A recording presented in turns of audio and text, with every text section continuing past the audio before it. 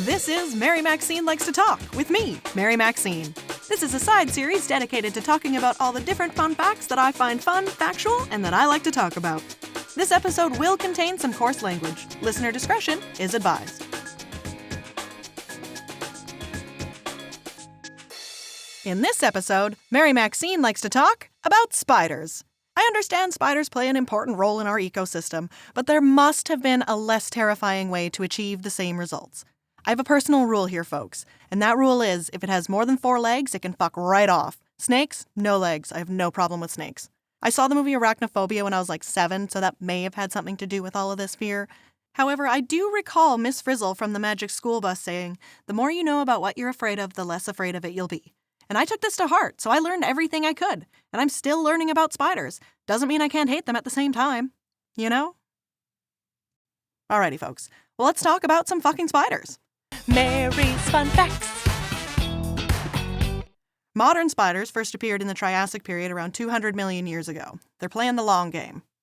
Spiders are not insects. They are the largest order of the arachnids, which also includes, among other gross things, ticks, mites, and scorpions. As of 2023, there are 51,673 spider species recorded by taxonomists. That's a lot of fucking spiders. Spiders are clever little jerks that can utilize their silk in a number of ridiculous ways, creating webs, throwing lassos, dropping web nets. Some spiders don't even use webs or silk. Instead, they just fucking run their prey down like a goddamn cheetah. A spider's penis is basically on its face on what is called a pedipalp. Think about that. Speaking of spiders and penises, the Brazilian wandering spider, about the size of a dinner plate, is the most venomous spider. Not only that, but its bite can cause an erection that lasts for several hours. Big spiders and hard penises. 2 things I don't want near my face. Spiders are venomous, not poisonous. Unless you dipped a spider in arsenic and then ate it, then it would be poisonous. Spiders have little spider knees. Spiders can technically fly, like when babies toss their little baby silk parachutes into a wind to traverse long distances. A flock of flying spiders? Sounds sweet. Egg sacs contain up to 3,000 of the little devil spawn. A spider will always keep at least 4 of its goddamn legs on whatever surface it is walking or running on.